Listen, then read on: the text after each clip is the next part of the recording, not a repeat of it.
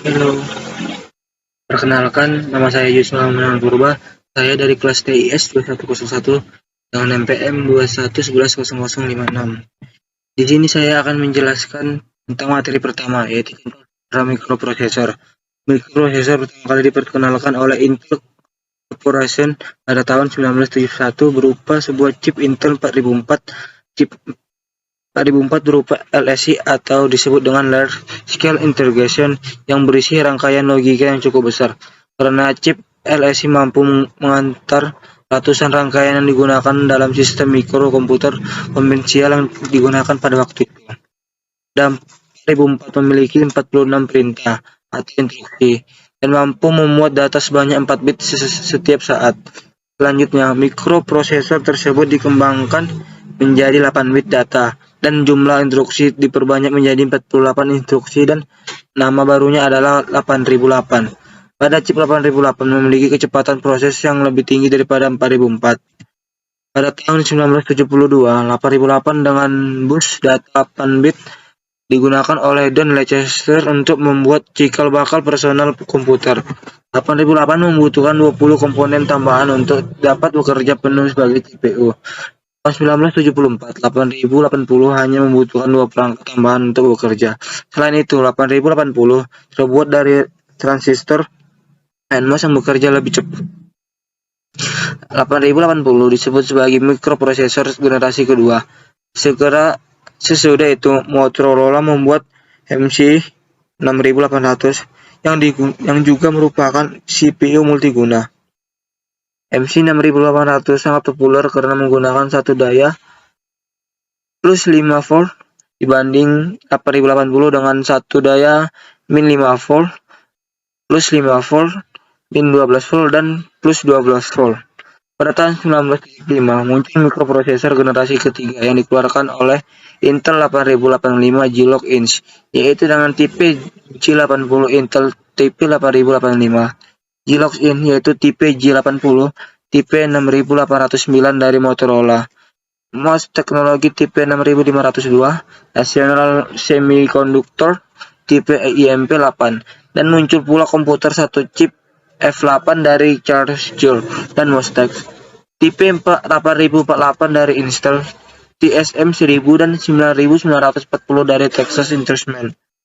Pada tahun 1978, Intel mengeluarkan mikroprosesor 16 bit yaitu tipe 8086, 8088, 80186, 80286. Motorola dengan tipe 68000, G-Log dengan tipe G8000 dan Texas Instruments dengan tipe 9900. Mikroprosesor 16 bit ini dapat pada umumnya sangat meningkatkan kinerja mikroprosesor sebelumnya. Peningkatan antara lain pengelamatan sistem memori sampai 16 MB, penambahan instruksi, kecepatan clock 8 MHz, dan beberapa perubahan juga terjadi pada eksekusi instruksi internal yang akan meningkatkan kecepatan 8 kali pada berbagai instruksi dibandingkan dengan instruksi pada 8086 atau 8088. Pada tahun 1985, 80386 atau disebut dengan juga 3860-an TM diperkenalkan mikroprosesor 32 bit. Intel mengeluarkan mikroprosesor 32 bit buatan Intel mampu meningkatkan pengelamatan memori dari 4 GB menjadi dengan 4G plus 16 clock change. Dengan perubahan clock dapat mencapai 120 MHz. Peningkatan kemampuan mikroprosesor tidak terlepas dari tuntutan kebutuhan perangkat lunak atau disebut dengan software, seperti yang digunakan GUI atau yang disebut dengan Graphical User Interface, tampilan video VGA atau disebut dengan Variaga Graphic Array, sistem CADA atau Computer Aided Graphic atau desain, seperti AutoCAD, OrCAD, dan lain-lain. Pada tahun 1993, Intel memperkenalkan mikroprosesor 64 bit, yaitu Pentium 1 mempunyai karakteristik yang hampir sama dengan mikroprosesor 80386 dan 80486. Sedangkan Motorola mengeluarkan mikroprosesor tipe 68060 dan PowerPC.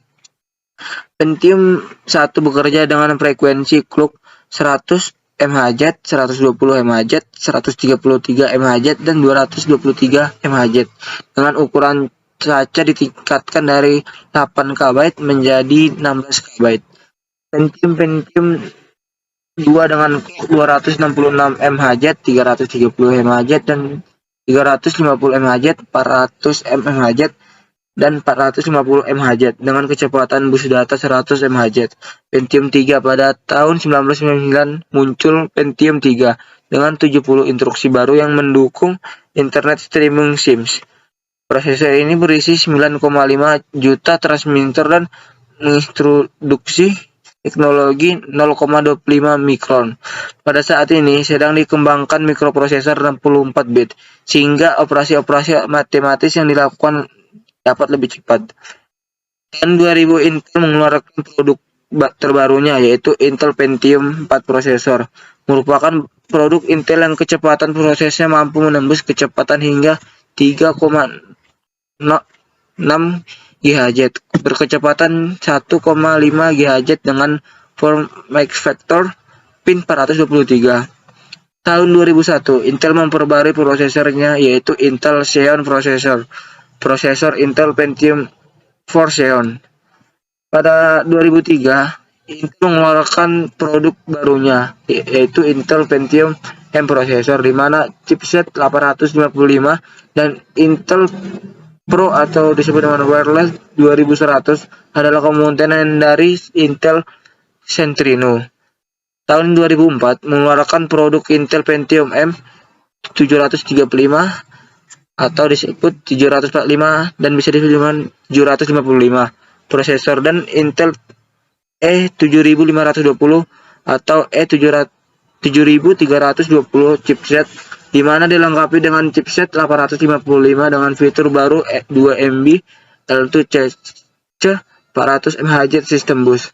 Intel memperbaiki produknya pada tahun 2005 dengan mengeluarkan Intel Pentium 4 Extreme Edition 3,73 GHz dan D820 atau 830 dan bisa digunakan 840. Pada tahun 2006 mengeluarkan lagi produk Intel Core 2 Quad Q6600 di mana prosesor untuk tipe desktop digunakan pada orang yang ingin kekuatan lebih dari komputer yang ia memiliki 2 buah core dengan konfigurasi 2,4 GHz dengan 8 MB L2 cache atau disebut dengan sampai dengan 4 MB yang dapat diakses setiap core, 1,06 GHz front size bus dan thermal disk power atau TDP. Pada tahun 2006 juga mengeluarkan produk Intel Quad-Core Xeon X3210 X3220 yaitu prosesor yang digunakan untuk tipe server yang memiliki 2 buah core dengan masing-masing memiliki konfigurasi 2,13 dan 4,3 GHz berturut-turut dengan 8 MB L2 cache dapat mencapai 4 MB yang diakses untuk tiap core. 1,06 GHz front size bus dan thermal disk power atau disebut dengan TDP. Baiklah, di sini saya akan menjelaskan kembali tentang materi kedua, yaitu sistem prosesor dan arsitektur prosesor. Pengertian arsitektur komputer. Menurut Barani, Fakhri, dan kawan-kawan dalam buku Arsitektur dan Organisasi Komputer pada tahun 2020, arsitektur komputer adalah konsep perencanaan serta struktur pengoperasian dasar dari sebuah sistem komputer.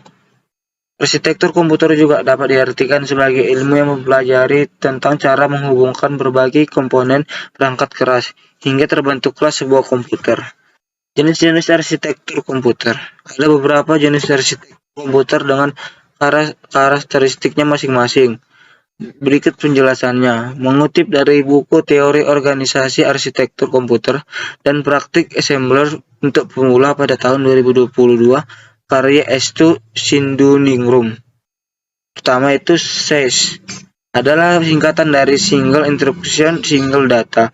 Jenis instruktur komputer ini merupakan hasil rancangan von Neumann. Komputer dengan jenis SIS hanya memiliki satu jenis prosesor saja. Model ini sering dikatakan sebagai model komputasi tunggal.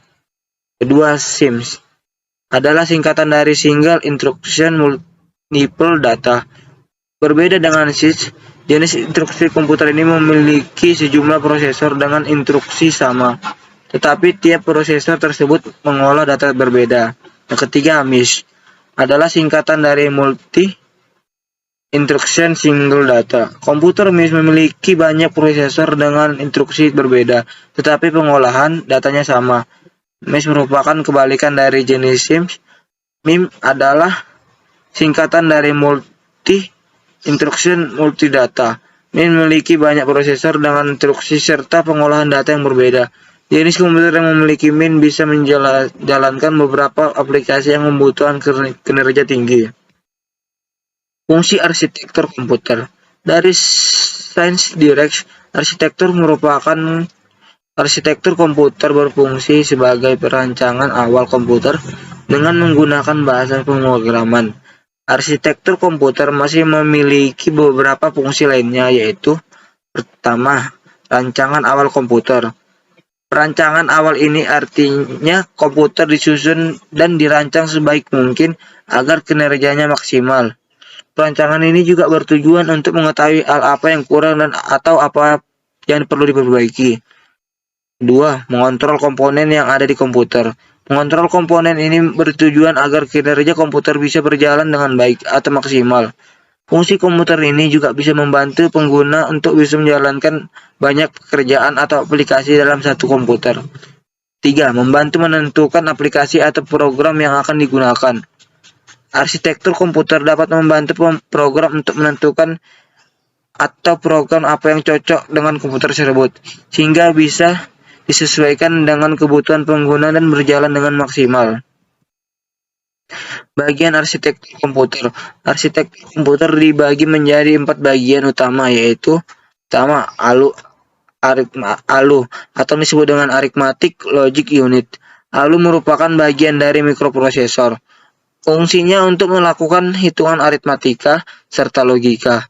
Contoh operasi hitungan aritmatika adalah penjumlahan serta pengurangan. Sedangkan contoh operasi logika ialah logika AND serta UR. 2. Control Unit Control. Unit adalah bagian dari komputer yang fungsinya untuk mengatur serta mengendalikan seluruh peralatan komputer. Contoh unit juga mengatur pengolahan data dalam komputer.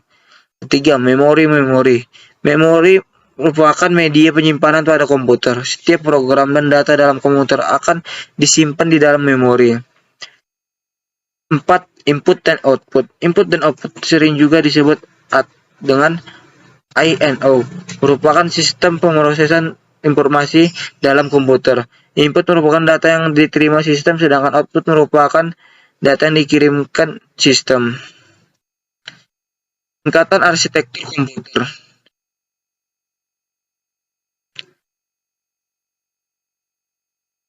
Yang pertama bisa disebut dengan hardware, dan tingkatannya yang dari pertama physical defense layer, digital logic layer, microprogramming layer, dan machine layer.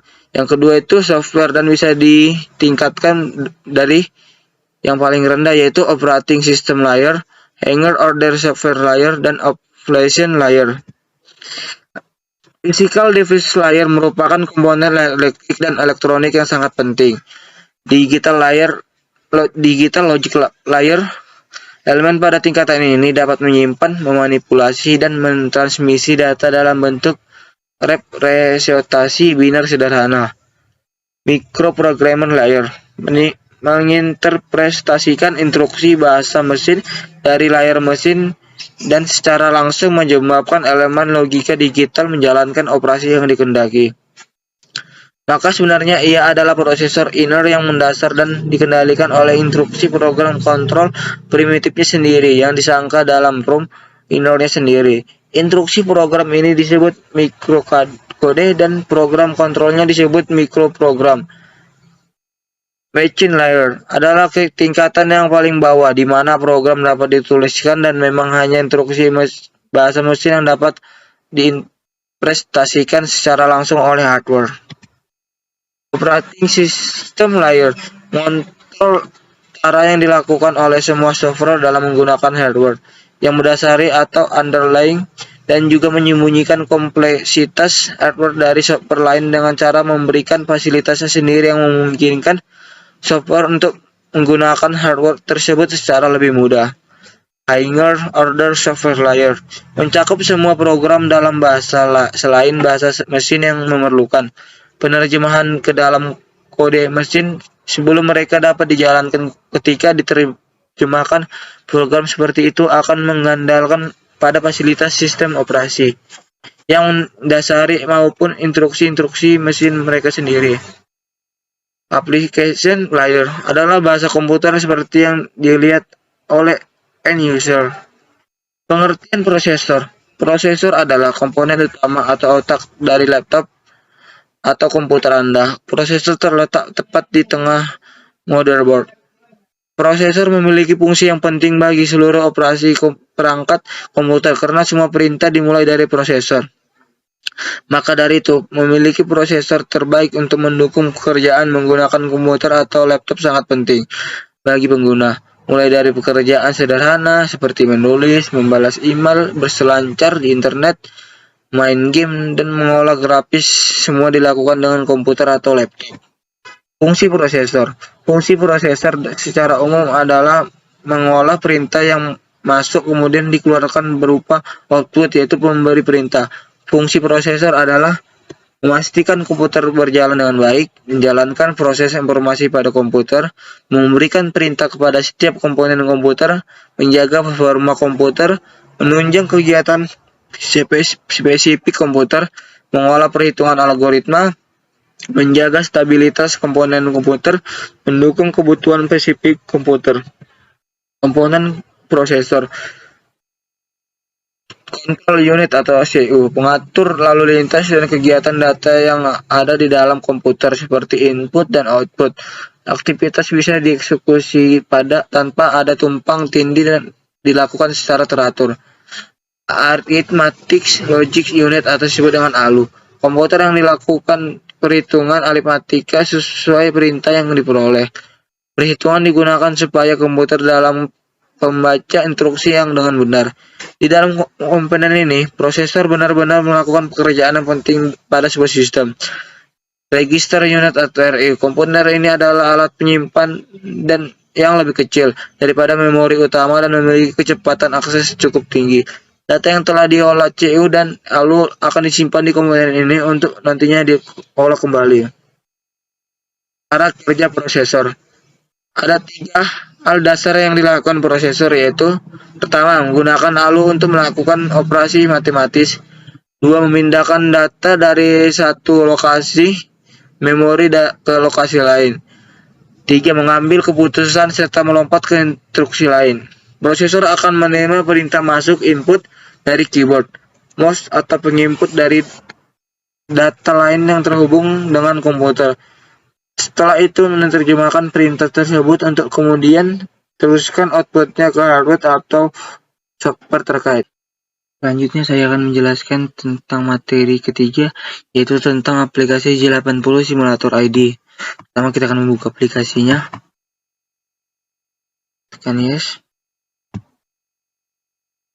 Nah, setelah berada di halaman utama aplikasi J80 Simulator ID, kita akan menjalankan programnya. Yang pertama kita lakukan kita memencet tombol tools pada toolbar dan mencari assembler. Nah, setelah dapat kita tekan. Nah, assembler ini adalah alat yang kita gunakan untuk menuliskan program yang akan kita buat. Oke, selanjutnya kita akan memasukkan kode-kode agar dapat mengakses program-programnya. Kode yang akan kita buat yaitu LD. LD itu ialah sebuah kode yang dipertunjukkan untuk mengambil data.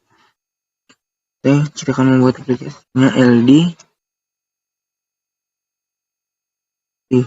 Setelah itu kita harus menginputkan huruf apa aja yang akan kita masukkan nilainya. Contohnya LD A,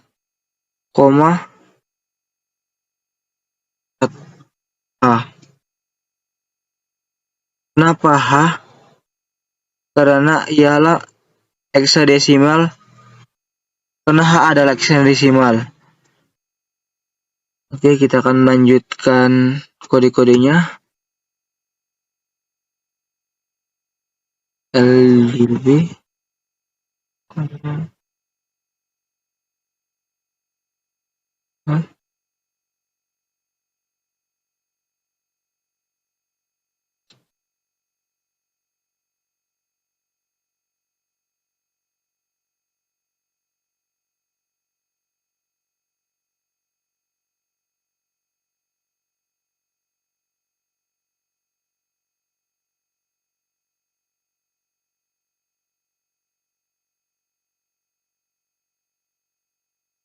Akan menginputkan data-data yang sesuai ada yang di main receiver-nya.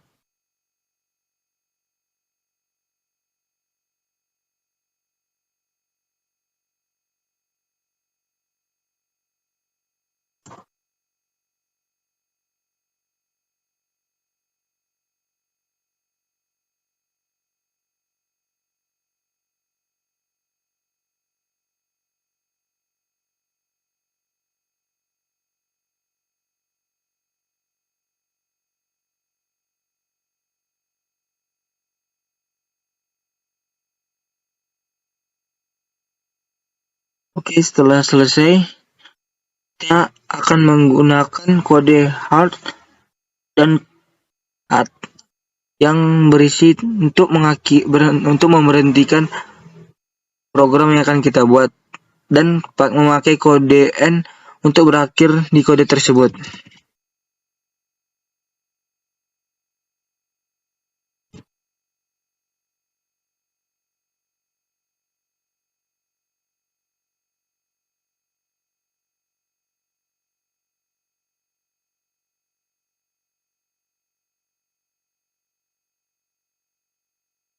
Setelah selesai, kita bakal melihat apakah program yang kita buat error atau tidak.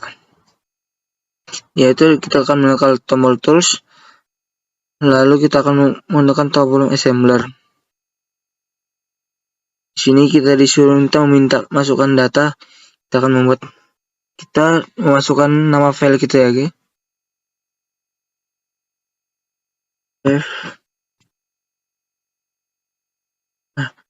Setelah kita menginput file kita, di sini sudah nampak aplikasi program yang kita buat. Dan untuk memastikan program ini berhasil apa tidak, kita akan melanjutkannya.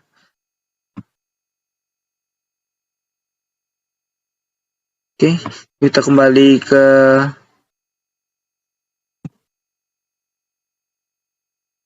halaman utamanya, aplikasi J80 Simulator.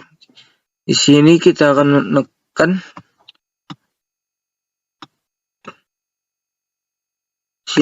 menekan tombol file, load program. Ini kita mencari program kita save tadi.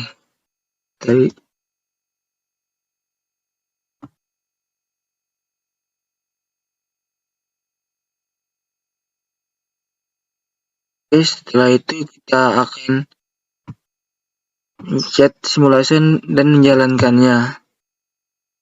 Ya, dan ternyata kita berhasil menjalankan aplikasi program yang kita buat. Setelah itu kita akan juga melihat di memory editornya. Memory editor ini menampilkan isi dari tiap-tiap alamat pada memori. Nilai dari setiap alamat memori terisi secara otomatis sesuai dengan nilai opcode program dan juga dapat diubah secara utama dengan mengetik dan menulis isinya secara langsung. Inilah isi dari memorinya. Dan inilah hasil programnya. Baiklah, di sini saya akan menjelaskan materi keempat, yaitu tentang aplikasi EMU 8086. Ini kita sini akan membuka aplikasinya.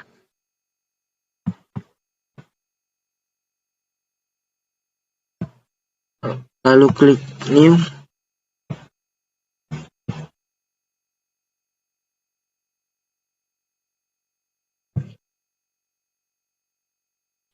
dan klik cancel.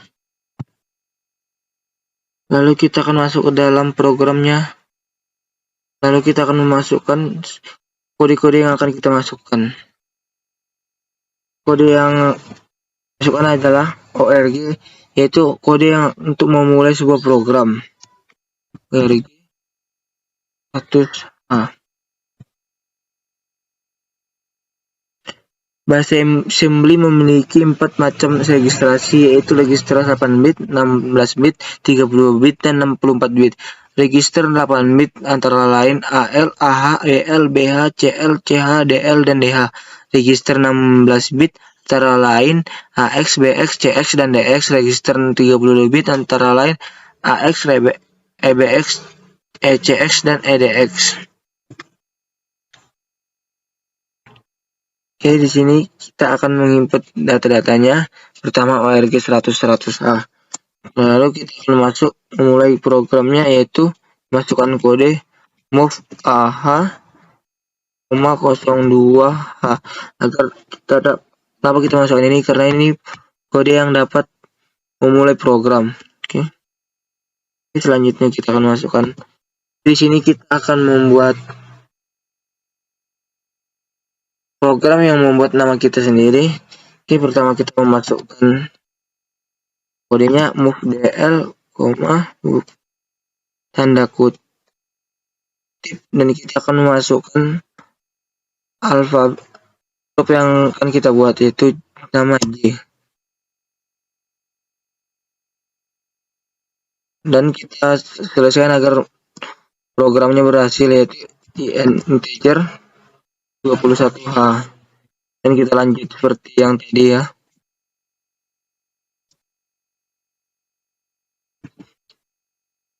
Masukkan O, integer 21H,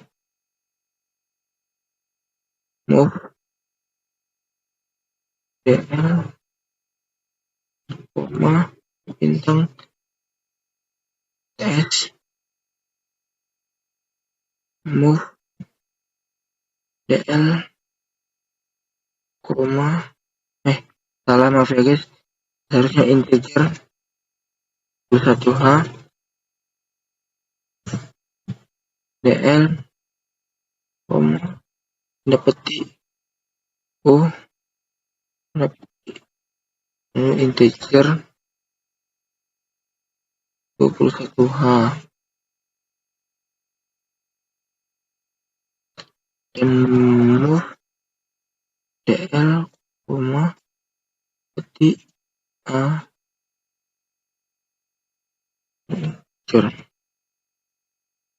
untuk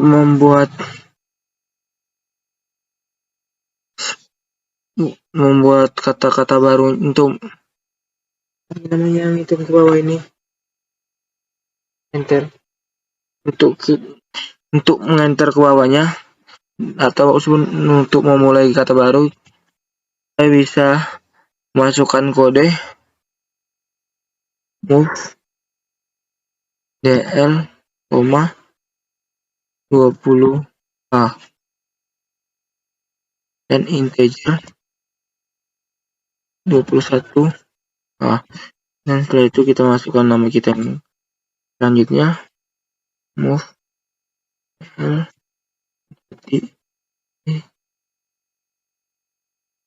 move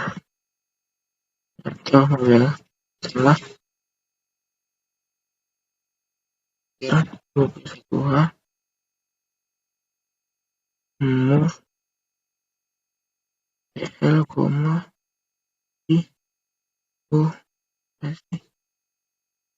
integer 21H, move dl,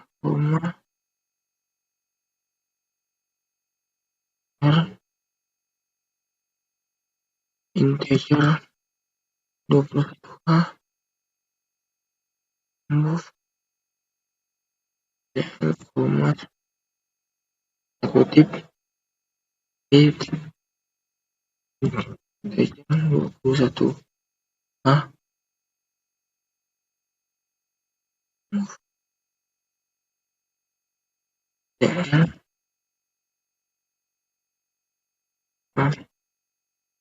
Teacher 20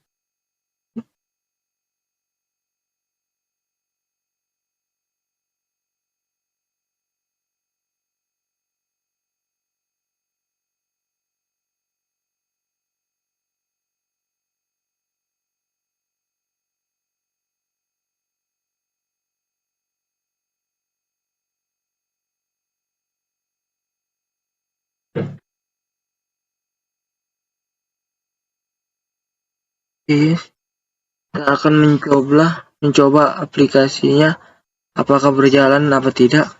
Pertama kita akan save dan kita bakalan save namanya dengan nama kita.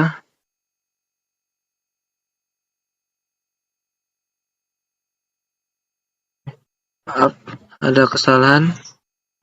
Kita bakal memberikan kode agar program kita selesai, yaitu kodenya move dl, 20 integer 20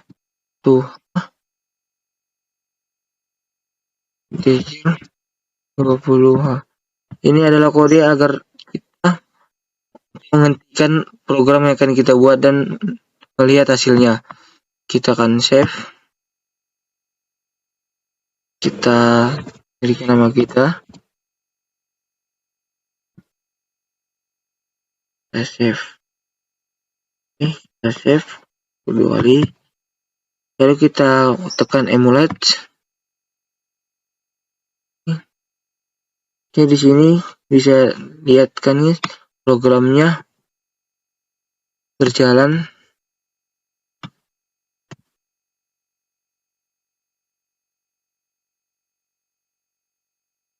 Kita akan melihat program yang kita input tersebut berjalan dengan baik apakah tidak atau tidak. Kita akan melakukan tombol run.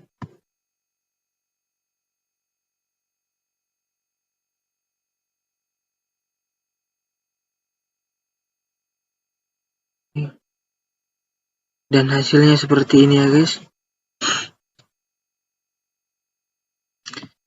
Dan program yang kita jalankan tadi berhasil.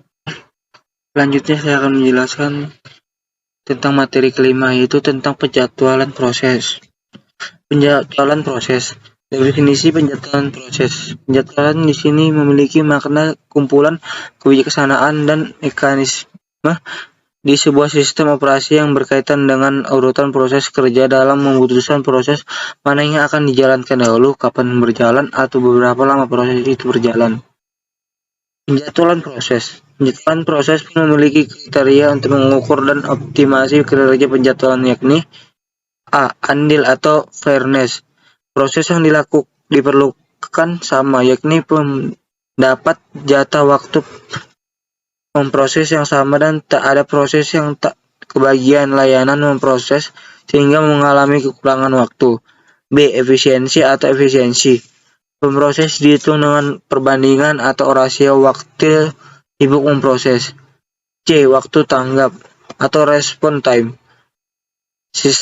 Dapat dibagi menjadi dua, yaitu yang pertama sistem interaktif terminal response time, yakni atau disebut dengan terminal response time, yakni waktu yang dihabiskan dari saat karakter terakhir dari perintah dimasukkan sampai hasil pertama muncul di layar.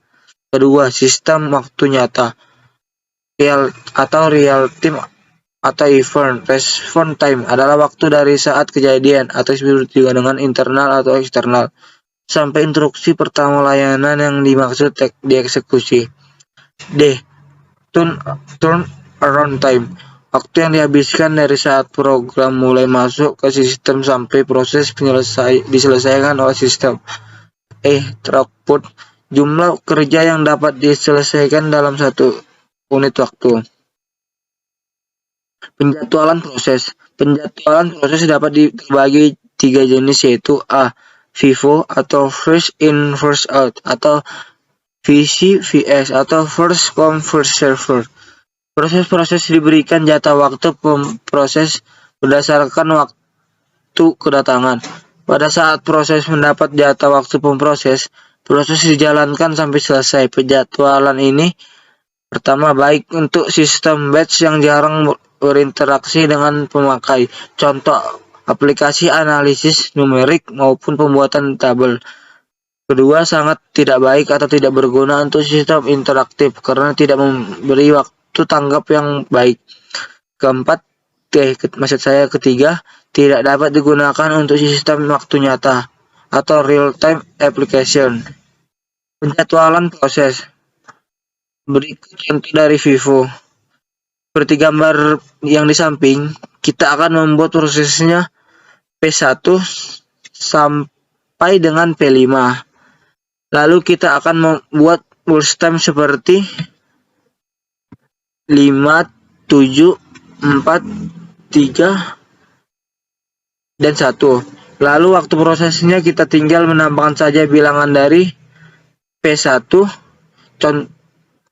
ke P5.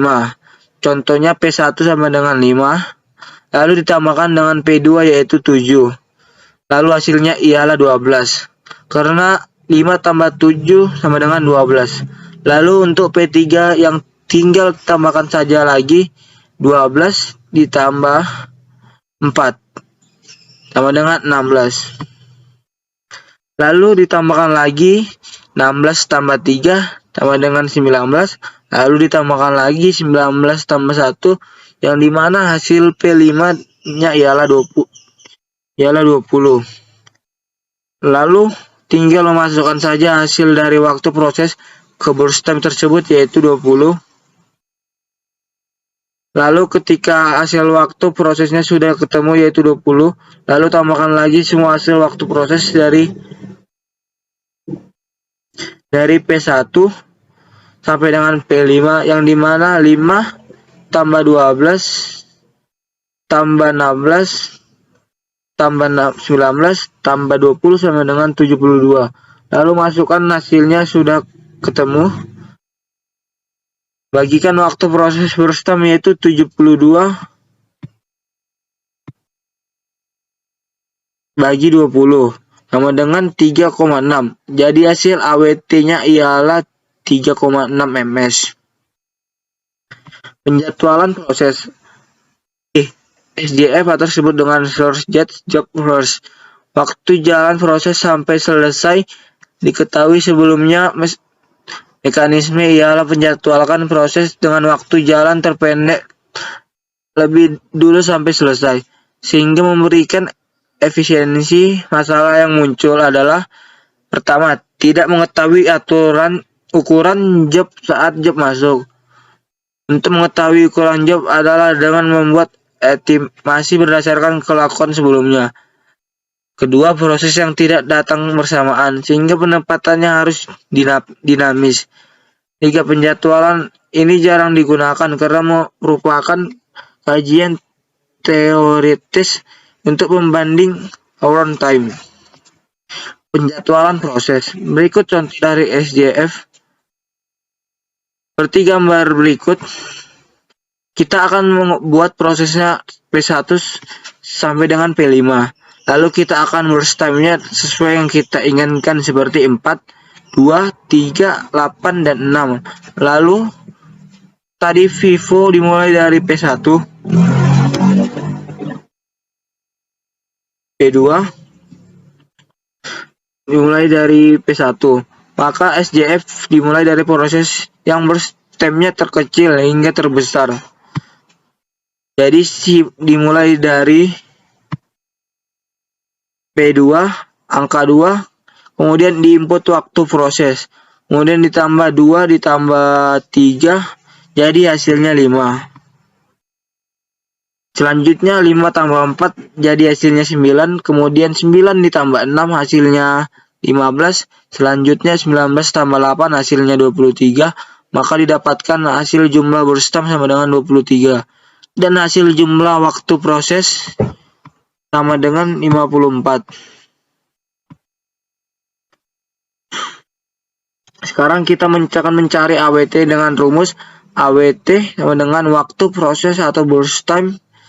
AWT sama dengan 54 dibagi 23 sama dengan 23 ms.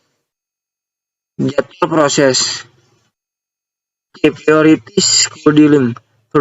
Priority scheduling merupakan algoritma penjadwalan yang mendahulukan proses yang memiliki prioritas tertinggi. Setiap proses memiliki prioritasnya masing-masing. Prioritas suatu proses dapat ditentukan melalui beberapa karakteristik, antara lain yaitu 1. Time limit, 2. Memory requirement, 3. Akses file, 4. Perbandingan antara INO burst dengan CPU burst, dan kelima, tingkat kepentingan proses. Penjadwalan proses. Sampai berikut contoh dari POS. Seperti gambar berikut, kita akan membuat prosesnya P1 sampai dengan P5, lalu kita akan berproses sesuai yang kita inginkan. Seperti 7, 6, 3, 8, dan 12.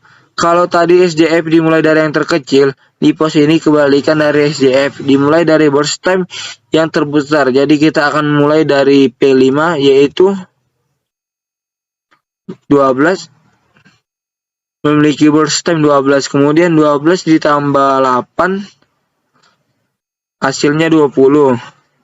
Selanjutnya 20 ditambah 7, hasilnya 27. Selanjutnya 27 ditambah 6, hasilnya 33. Dan kemudian 33 ditambah 3, hasilnya 36.